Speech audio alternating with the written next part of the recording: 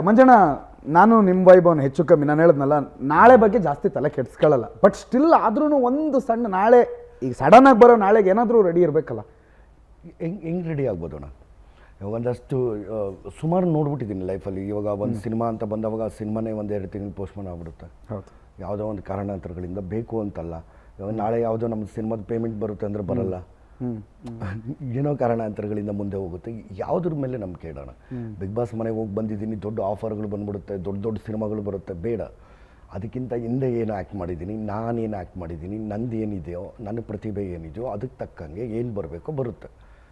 ತುಂಬ ಎಕ್ಸ್ಪೆಕ್ಟೇಷನ್ಸ್ ಇಟ್ಕೊಂಡು ತುಂಬ ಹಂಗಾಗ್ಬೋದು ಹಿಂಗಾಗ್ಬೋದು ಅಂತ ಅಂದ್ಕೊಂಡು ಆಮೇಲೆ ಪಶ್ಚಾತ್ತಾಪ ಪಡೋದಕ್ಕಿಂತ ಫಸ್ಟೇ ನೆಮ್ಮದಿಯಾಗಿ ಆರಾಮ್ಸೆ ಕೂಲಾಗಿ ಯೋಚನೆ ಮಾಡಿಬಿಟ್ರೆ ಎಲ್ಲವೂ ಸರಿ ಹೋಗುತ್ತೆ. ಈಗ ಮ್ಯಾಕ್ಸ್ ವಿಚಾರಕ್ಕೆ ಬರೋಣ. ಮ್ಯಾಕ್ಸ್ ಶೂಟಿಂಗ್ ನೀವು ಬಿಗ್ ಬಾಸ್ ಒಳಗಡೆ ಹೋಗೋದಕ್ಕಿಂತ ಮೊದಲೇ ಮುಗಿಸಿ ಎಲ್ಲ ಮುಗ್ದಿತ್ತು ಕಂಪ್ಲೀಟ್ಲಿ. ನಿಮಗೆ ಪೋಸ್ಟ್ ಪ್ರೊಡಕ್ಷನ್ ಕೆಲಸಗಳು ಆಗ್ತಾ ಇತ್ತು, ನಿಮಗೇನು ಟೆನ್ಷನ್ ಇರಲಿಲ್ಲ. ನೀವು ಬಿಗ್ ಬಾಸ್ ಮನೆ ಒಳಗಡೆ ಇರೋದಕ್ಕೋಸ್ಕರನೇ ಮ್ಯಾಕ್ಸಲ್ಲಿ ನಿಮ್ಮನ್ನು ವಿಶೇಷವಾಗಿ ನೋಡೋದಕ್ಕೆ ಅಂತಲೇ ಥಿಯೇಟ್ರಿಗೆ ಜನ ಹೋಗಿದ್ರು, ಇನ್ಕ್ಲೂಡಿಂಗ್ ನಾನು ನೋಡಿದಾಗ ಅಕ್ಕಪಕ್ಕ ಇರೋರು ಮಂಜಣ್ಣ ನೋಡು ಅಂತ. ಅಂದರೆ ಒಂದು ಪ್ಲಸ್ ಆಯಿತು ನಿಮಗೆ. ಬಟ್ ಒಳಗಡೆ ಇದ್ದು ನೀವು ಹೊರಗಡೆ ಒಂದು ಮೂವಿ ರಿಲೀಸ್ ಆಗಿದೆ, ನಾನು ಆ್ಯಕ್ಟ್ ಮಾಡಿರೋ ಮೂವಿ, ನಾನೊಂದು ಏನು ಸ್ವಲ್ಪ ಅಟ್ಲೀಸ್ಟ್ ಲೀಡಲ್ಲ ಅಂತಂದ್ರೂ ಒಂದು ಪ್ರಾಮಿನೆಂಟ್ ರೋಲಲ್ಲಿ ನಾನು ಇದ್ದೀನಿ ಅಂತಂದಾಗ ನನಗೆ ಕುತೂಹಲ ಇರುತ್ತೆ. ಈಗ ಈ ಎಪಿಸೋಡ್ ಹೆಂಗೆ ಬಂತು ಅಂತ ನೋಡೋದಕ್ಕೆ ನಾನು 11:30 ಹೋಗಿ ಕೂತ್ಕೊಂಡಿರ್ತೀನಿ ಕೆಳಗಡೆ. ಅಂಥದ್ರಲ್ಲಿ ಹೆಂಗಣ್ಣ ಮಂಜಣ್ಣ ಒಳಗಡೆ ಇದ್ರಿ, ಸಿನಿಮಾ ರಿಲೀಸ್ ಆಗಿ ಅಂತ ಹಿಟ್ ಆಗ್ತಿತ್ತು ಸುದೀಪ್ ಅಣ್ಣನ cinema. 1 year one year journey ಅದು ಸಿನಿಮಾದು. 110 ದಿನ ಶೂಟ್ ಮಾಡಿದ್ದು.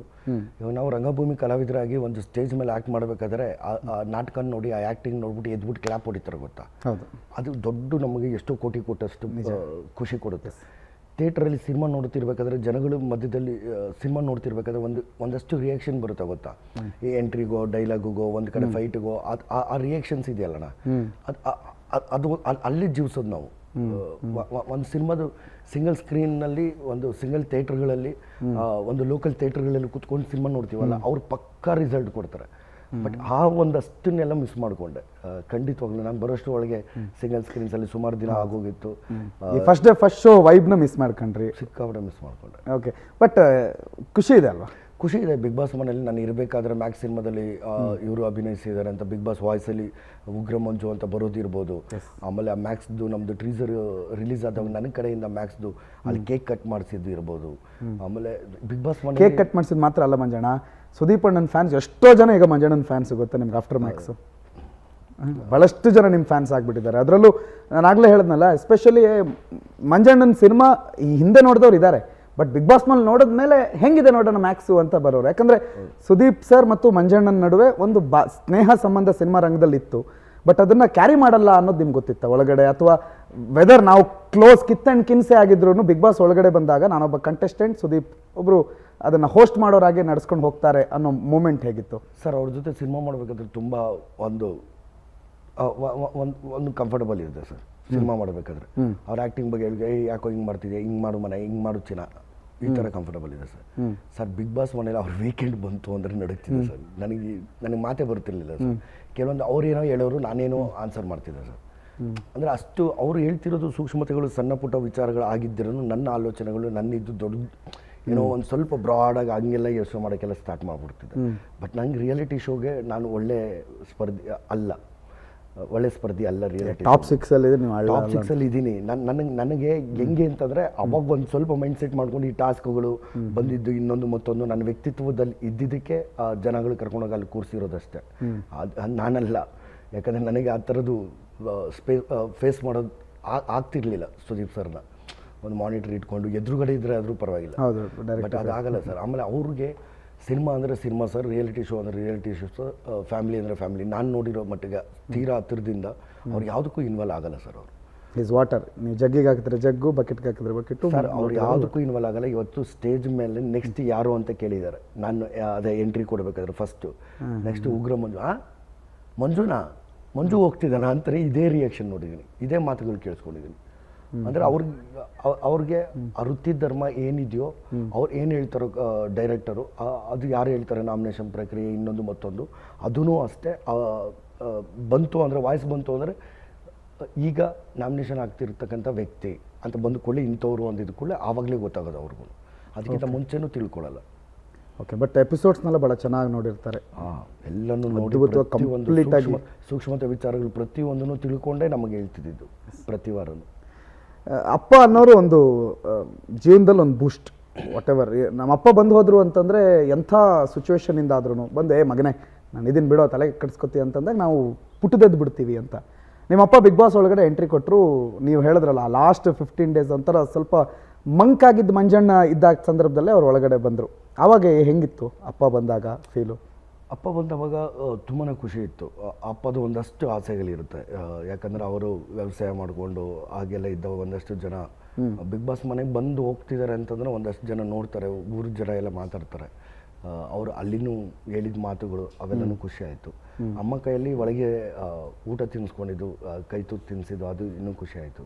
ನನ್ನ ತಂಗಿ ಮಕ್ಕಳು ಬಂದಿದ್ದು, ಇವೆಲ್ಲನೂ ಒಂದು ಮೆಮೊರಿ ಸರ್, ಆ ನೆನಪುಗಳು ಸರ್. ಇವರು ಕೊಡೋ ಪೇಮೆಂಟು, ಬಿಗ್ ಬಾಸಲ್ಲಿ ದುಡ್ದಿರೋ ಪೇಮೆಂಟ್ ಇವತ್ತೆಲ್ಲ ನಾಳೆ ಖರ್ಚಾಗ್ಬಿಡುತ್ತೆ ಸರ್. ಅದಾದಮೇಲೆ ಜನಗಳ ಪ್ರೀತಿ, ಆಮೇಲೆ ಈ ನೆನಪುಗಳು ಮಾತ್ರ ಉಳಿಯುತ್ತೆ. ಆ ಫ್ಯಾಮಿಲಿ ಬಂದಿದ್ದು ಒಂದಷ್ಟು ನೆನಪುಗಳು ಅಲ್ಲೇನಿತ್ತು ಅವೆಲ್ಲ ಉಳಿಯುತ್ತೆ. ಅದು ಬಿಟ್ಟರೆ ಜನಗಳ ಪ್ರೀತಿ ಉಳಿಯುತ್ತೆ ಸರ್, ಇನ್ಯಾವುದು ಬೇರೆ ಇನ್ಯಾವುದು ಉಳಿಯಲ್ಲ ಸರ್. ಬಟ್ ಮಂಜಣ್ಣನ ಅಪ್ಪ ಒಳಗಡೆ ಬಂದಾಗ ಭಾಳಷ್ಟು ಜನ ನಿಮ್ಮ ಅಪ್ಪನ ಮಂಜಣ್ಣ ಅಪ್ಪ ನೋಡಿ ಹೆಂಗಿದ್ದಾರೆ ಅಂತ ಭಾಳ ಹೊಗಳಿದ್ರು.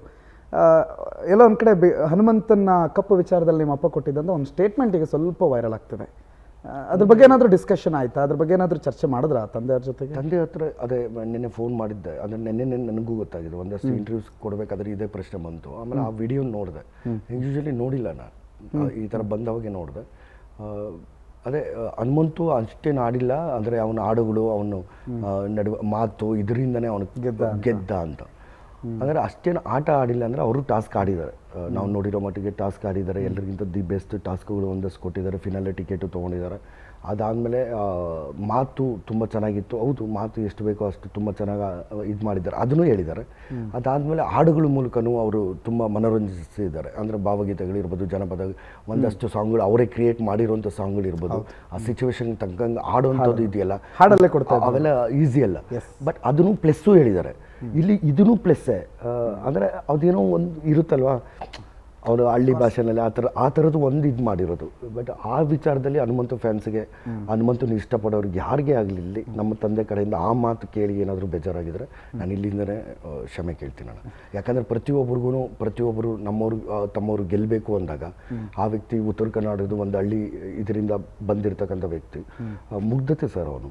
ಆ ವ್ಯಕ್ತಿ ಗೆದ್ದಿದ್ದಾನೆ ಅಂದರೆ ವ್ಯಕ್ತಿತ್ವ ಇಟ್ಕೊಂಡು ಅದಕ್ಕೆ ಸೂಪರ್ ಸರ್, ಅದಕ್ಕೆ ನನಗೆ ತುಂಬ ಖುಷಿ ಇದೆ. ಬಟ್ ನಮ್ಮ ತಂದೆದು ಎಲ್ಲೋ ಸ್ವಲ್ಪ ಆಡಲಿಲ್ಲ ಅನ್ನೋ ಒಂದು ಮಾತು ಏನಿದೆಯೋ, ಆ ಮಾತಿಂದ ಏನಾದರೂ ಯಾರಿಗಾದರೂ ಹರ್ಟ್ ಆಗಿದ್ರೆ I am very sorry sir.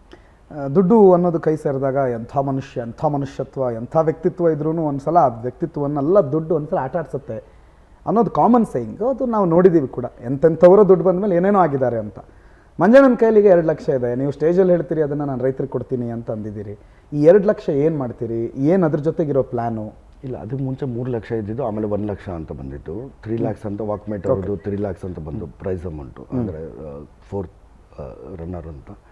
ನನಗೆ ಅವಾಗ ನಮ್ಮ ತಾಯಿನ ನೋಡ್ತಿದ್ದೆ. ನಮ್ಮ ತಾಯಿನ ನೋಡ್ಕೊಳಕ್ಕೆ ಇವಾಗ ನಾನಿದ್ದೀನಿ, ನನ್ನ ತಂಗಿರಿದ್ದಾರೆ, ನಮ್ಮ ಅಪ್ಪ ಇದ್ದಾರೆ.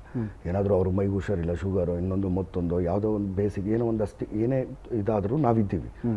ಸರಿ, ನನಗೆ ಆ ಸ್ಟೇಜ್ ಮೇಲೆ ನಿಂತಾಗ ಎಷ್ಟೊಂದು ಜನ ಅಲ್ಲಿ ಸ್ಪರ್ಧಿಗಳಾಗಿದ್ದವ್ರು ನಾವುಗಳು, ಅವ್ರ ತಾಯಿಗಳೆಲ್ಲ ಮನೆ ಒಳಗೆ ಬಂದಾಗ ಆ ತಾಯಿಯಂದ್ರ ಪ್ರೀತಿ, ಮಕ್ಕಳ ಜೊತೆಗೆ ತ್ರಿವಿಕ್ರಮ್ ಅವ್ರ ತಾಯಿ ಇರ್ಬೋದು, ಭವ್ಯ ಅವ್ರ ತಾಯಿ ಇರ್ಬೋದು, ಇವೆಲ್ಲವನ್ನೂ ನೋಡಿದಾಗ ಒಂದಷ್ಟೆಲ್ಲ ನೋಡಿದಾಗ ಆ ತಾಯಿದು, ನಾನು ಅಲ್ಲೇ 120 ದಿನ ಇರಬೇಕಾದ್ರೆ ಆ ತಾಯಿ ಬೆಲೆ, ಅಂದರೆ ಒಂದು ದಿನ ರಜೆ ಹಾಕಲ್ಲ ತಾಯಿ. ಮೈಗೆ ಹುಷಾರಿಲ್ಲ ಆ ಥರದ್ದು ಬಿಟ್ಟರೆ ಮಕ್ಕಳಿಗೋಸ್ಕರ, ಮೈಗೆ ಹುಷಾರಿಲ್ಲ ಅಂತಂದ್ರೂ ತಿಂಡಿ ಮಾಡಿ ಕರೀತಾರೆ. ಆ ತಾಯಿ 365 ಡೇಸು ಮಕ್ಕಳು ಚೆನ್ನಾಗಿರಲಿ ಅನ್ನೋ ಉದ್ದೇಶಕ್ಕೋಸ್ಕರ ಕೆಲಸ ಮಾಡ್ತಾನೆ ಇರ್ತಾರೆ. ಸರಿ, ನಮ್ಮ ತಾಯಿಗೆ ಇಲ್ಲಿದ್ದೀವಿ, ಯಾರೋ ಒಂದಷ್ಟು ಜನ ತಾಯಂದರಿಗೆ ಆರ್ಫನೇಜ್ ಸ್ಕೂಲಲ್ಲಿ, ಇನ್ನೊಂದು ಮತ್ತೊಂದು ಎಲ್ಲೋ ವೃದ್ಧಾಶ್ರಮದಲ್ಲಿ ಇರೋಂಥ ತಾಯಿಗಳಿಗೆ ನಮ್ಮ ತಾಯಿ ಕಡೆಯಿಂದ ಏನಾಗುತ್ತೋ ಆಗಲಿ ಅಂತೇಳಿ ಅದನ್ನೇ ಅಂದಿದ್ದು. ಅದಾದಮೇಲೆ ಇನ್ನೊಂದು ಥಾಟು, ನಮ್ಮ ತಂದೆ ರೈತರಾಗಿದ್ದಿದ್ದು, ರಾಗಿ ರಮಣ ಅಂತ ಒಂದಷ್ಟು ಸಣ್ಣ ಪುಟ್ಟ ರೈತರ ಹತ್ರ 1 ಮೂಟೆ 2 ಮೂಟೆ 4 ಮೂಟೆ ರಾಗಿ ತೊಗೊಂಬಂದು ಅವ್ರಿಗೂ ಹೆಲ್ಪ್ ಆಗಲಿ ಅಂತೇಳಿ ಒಂದಷ್ಟು ತೊಗೊಂಬಂದು ಟನ್ಗಟ್ಟಲೆ ಇಟ್ಕೊಂಡು ಆಮೇಲೆ ಮಾರ್ತಾರೆ. ಅಂದರೆ ಆವಾಗ ರೈತರಿಗೆ ಏನಾದರೂ ಹೆಲ್ಪ್ ಆಗಲಿ. ಆಮೇಲೆ ನಾನು ಎಕ್ಸ್ಪೆಕ್ಟ್ ಮಾಡಿರಲಿಲ್ಲ ಸರ್, 4th ರನ್ನರ್ ಅಪ್ಗೆ ಏನೋ ಒಂದು ಪ್ರೈಸ್ ಅಮೌಂಟ್ ಬರುತ್ತೆ, ಅವೆಲ್ಲ ನನ್ನ ತಲೆಯಲ್ಲೂ ಇರಲಿಲ್ಲ. ಆ ಸ್ಟೇಜ್ ಮೇಲೆ ಬಂದವಾಗ ಅಕಸ್ಮಿತವಾಗಿ ಬಂತಲ್ವ, ಅದು ನನಗನ್ನಿಸ್ತು ಆಮೇಲೆ ಅಣ್ಣ ಹೇಳಿದ್ದು ಅರ್ಥ ಆಯಿತು. ಅಂದರೆ ಅವ್ರಿಗೆ ಗೊತ್ತು ಕೆಲವೊಂದು, ಅಂದರೆ ಯಾರಾದರೂ ಒಬ್ಬರು ಪ್ರೈಸ್ ಅಮೌಂಟು, ಒಬ್ಬರು ಏನೋ ಗೌರವ ರೀತಿ ಕೊಟ್ಟಾಗ ಅದನ್ನು ಸ್ವೀಕಾರ ಮಾಡಬೇಕು. ಆಮೇಲೆ ನೀನು ಮಾಡೋದು ಬಿಡೋದು ಧರ್ಮ, ಅದು ಆ ರೀತಿ ಅರ್ಥ ಮಾಡಿಸಿದ್ರು. ಆಮೇಲೆ ಅಣ್ಣನೇ ಅವ್ರ ದೊಡ್ಡ ಗುಣ, ಅದಕ್ಕೆ ಅವ್ರು ದೊಡ್ಡವರು. ಆಯ್ತು, ನಮ್ದೆಲ್ಲರ ನಾನು ಆಗಲೇ ಫಸ್ಟೇ ಕೇಳಿರುವ ಕ್ವಶನ್ನು ಈಗ ನಿಮಗೆ last question of the day ಅಥವಾ ಇವತ್ತಿನ ಸೆಗ್ಮೆಂಟು. ಯಾವಾಗ ಮಂಜಣ್ಣ ಮದುವೆ, ನಾವು ಯಾವಾಗ ಬಂದು ಊಟ ಮಾಡೋದು, ಯಾವಾಗ ಮಂಜಣ್ಣ? ಅದೇ ಇದಕ್ಕಿಂತ ಮುಂಚೆ ಬಿಗ್ ಬಾಸ್ ಮನೆಗೆ ಹೋಗೋಕ್ಕಿಂತ ಮುಂಚೆನೇ ಹುಡುಕ್ತಿದ್ರು ಅಪ್ಪ ಅಮ್ಮ. ಅದಾದಮೇಲೆ ಈಗಲೂ ಹುಡುಕಕ್ಕೆ ಸ್ಟಾರ್ಟ್ ಮಾಡಿದ್ದಾರೆ. ಇನ್ನು ಸಿಗುತ್ತೆ ಆರಾಮಲ್ಲ, ನೀನು ಟೆನ್ಷನ್ ಯಾಕೆ? ಗೊತ್ತಿಲ್ಲ ಸರ್, ನೋಡೋಣ, ಎಲ್ಲ ಹಣೆ ಬರಹ. ಬಟ್ ಒಂದಂತೂ ಸತ್ಯ ಮಂಜಣ್ಣ, ಅದೆಷ್ಟೋ ಮಿಡ್ಲ್ ಕ್ಲಾಸ್ ಹುಡುಗರನ್ನು ನೀವು ಪ್ರತಿನಿಧಿಸಿದ್ದೀರಿ, ನಮ್ಮ ಕನ್ನಡಿ ಆಗಿದ್ದೀರಿ. ಒಂದು ಕಡೆ ಕುಟುಂಬ, ಒಂದು ಕಡೆ ತಂಗಿಂದರು, ಅವ್ರಿಗೆ ಮದುವೆ, ಮನೆ, ದುಡ್ಡು, ಸಾಲ, ಇದೆಲ್ಲದನ್ನ ಮ್ಯಾನೇಜ್ ಮಾಡಿಕೊಂಡು ತನ್ನದೇ ಆದಂಥ ಒಂದು ಕೆಲಸ, ಸಮಾಜದಲ್ಲಿ ತನ್ನದೇ ಆದಂಥ ಒಂದು ಗೌರವ, ಪ್ರತಿಷ್ಠೆ, ಇದನ್ನೆಲ್ಲ ಉಳಿಸ್ಕೊಳ್ಳುವಂಥ ಒಬ್ಬ ಮಿಡ್ಲ್ ಕ್ಲಾಸ್ ಹುಡುಗನ ಪ್ರತಿಬಿಂಬವಾಗಿ ನೀವು ಇವತ್ತು ಬಿಗ್ ಬಾಸಲ್ಲಿದ್ದೀರಿ. ಇನ್ಫ್ಯಾಕ್ಟ್ ಈ ಎಲ್ಲ ಮಿಡಲ್ ಕ್ಲಾಸ್ ಫ್ಯಾಮಿಲಿಯ ಎಲ್ಲ ಹುಡುಗರು, ನನ್ನಂಥ ಎಷ್ಟೋ ಜನ ಹುಡುಗರಿದ್ದಾರಲ್ಲ, ಅವರೆಲ್ಲರ ಪರವಾಗಿ ನಿಮ್ಗೆ ಅಭಿನಂದನೆ. ನೀವು ಬಿಗ್ ಬಾಸ್ ಕಪ್ಪನ್ನು ಗೆಲ್ಲದೆ ಇರ್ಬೋದು, ಬಟ್ ಕರ್ನಾಟಕದ ಜನತೆಯ ಮನಸ್ಸನ್ನಂತೂ ಖಂಡಿತ ಗೆದ್ದಿದ್ದೀರಿ. ನಿಮ್ಗೆ ಒಳ್ಳೇದಾಗಲಿ, ದೇವ್ರು ನಿಮಗೆ ಇನ್ನೂ ಹೆಚ್ಚಿನ ಶ್ರೇಯಸ್ ಕೊಡಲಿ. ನಿಮ್ಗೆ ಒಳ್ಳೇದಾಗಲಿ ಅಂತ ಕೇಳ್ಕೊಳ್ಳೋಷ್ಟು ದೊಡ್ಡವನು ನಾನಲ್ಲ, ಬಟ್ ನೀವು ನಡೆಯೋ ಪ್ರತಿ ಹಾದಿನಲ್ಲೂ ದೇವ್ರು ನಿಮ್ಮ ಹಾದಿಯನ್ನು ಹೂವಿನ ಹಾದಿ ಮಾಡಲಿ ಅನ್ನುವಂಥ ಕೋರಿಕೆ ದೇವರಲ್ಲಿ ಇಡ್ತೀನಿ. Thank you so much Manjanna, ನಿಮ್ಮ ಅಮೂಲ್ಯ ಸಮಯದ ಜೊತೆಗೆ ನಮ್ಮ ಜೊತೆಗೆ ಬಂದ್ರಿ, ಸುಮಾರು ಹೊತ್ತು ಮಾತಾಡಿದ್ರಿ. Thank you so much. ನಿಮ್ಮ ಜೊತೆಗೆ ನಾನು ಮಾತಾಡಿದ್ದು ತುಂಬಾ ಸಂತೋಷ ಆಯಿತು. ನಿಮ್ಮ ಕನ್ನಡ ಕೇಳಿ ತುಂಬ ಸಂತೋಷ ಆಯಿತು. ಪವರ್ ಟಿವಿ ಅವ್ರಿಗೆ ಥ್ಯಾಂಕ್ ಯು ಸೋ ಮಚ್. ನನ್ನನ್ನು ಇಲ್ಲಿವರೆಗೂ ಜನ ಪ್ರೀತಿಸಿರೋಂಥದ್ದು, ಆಮೇಲೆ ಬಿಗ್ ಬಾಸ್ ಮನೆ ಲಾಸ್ಟ್ ದಿನದವರೆಗೂ ನನ್ನ ಜೀವಿಸೋಕ್ಕೆ ನಿಮ್ಮೆಲ್ಲರ ಪ್ರೀತಿ, ವಿಶ್ವಾಸ, ಆಶೀರ್ವಾದದಿಂದನೇ ನಾನು ಲಾಸ್ಟ್ ದಿನದವರೆಗೂ ಬಿಗ್ ಬಾಸ್ ಮನೇಲಿ ಇದ್ದಿದ್ದು. ಖಂಡಿತವಾಗಲೂ ನನ್ನ ಕೊನೆ ಉಸಿರಿರೋವರೆಗೂ ನಾನು ಎಷ್ಟು ಸಿನಿಮಾಗಳು ಮಾಡಬಲ್ಲೆ, ಎಷ್ಟು ಮನೋರಂಜನೆ ಕೊಡಬಲ್ಲೆ ಜನಗಳಿಗೆ, ಅಷ್ಟು ಕೊಡ್ತಾ ಇರ್ತೀನಿ. ನಿಮಗೆಲ್ಲ ನಾನು ಚಿರಋಣಿಯಾಗಿರ್ತೀನಿ. Thank you so much. Thank you ಮಂಜಣ್ಣ. ಮತ್ತೆ ಸಿಗೋಣ. Thank you so much. ಒಳ್ಳೆದಾಗಲಿ.